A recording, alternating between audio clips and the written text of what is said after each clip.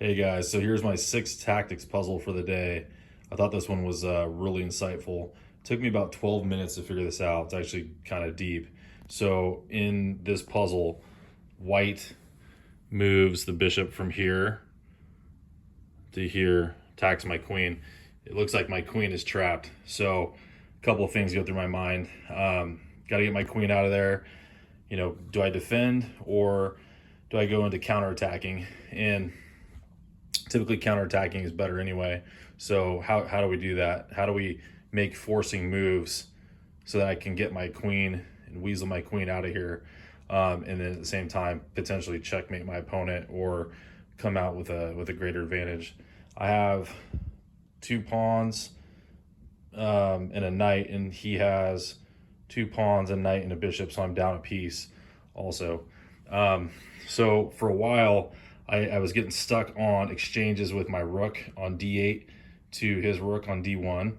I was looking at, rook d8 takes rook d1 check, king takes d1, and my rook on a8 to d8 check, and then different follow-ups with that combination. But it doesn't work because let's say rook on d8 takes rook on d1 with check, king takes d1, rook to d8 check. He just goes right back to c1, and there's no follow-up.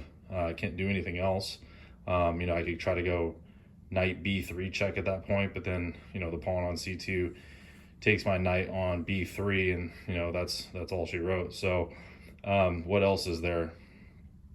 I finally found the combination, but it was a different piece. What took me a while is it took a different piece to accomplish it. It was not a rook from a8 to d8 check to finish it off, but it's actually that knight move early and actually first. So it would be knight to b3 check.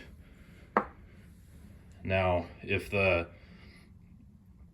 king, or let's say the pawn takes on b3, which would seem to be the most logical. Well, actually, let's go through this line.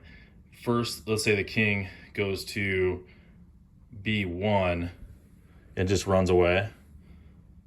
Then I have rook d8 takes rook on d1 with check, and then I can squirt out. The king would go to a2, and then I'd have discovered checks with the knight moving, and then my bishop would be delivering check, and then I could potentially bring that rook to a1 with check, since it's since it would be protected by the knight in that combination. But the point is I'd be able to get my queen out, and so that's one line that I looked at. But more simple and straightforward would be the pawn on c2 takes the knight on b3, and my rook takes here with check,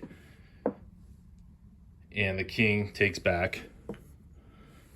And this is where I was getting stuck in the previous lines. I kept wanting to move this rook here with check, but there was no follow-up.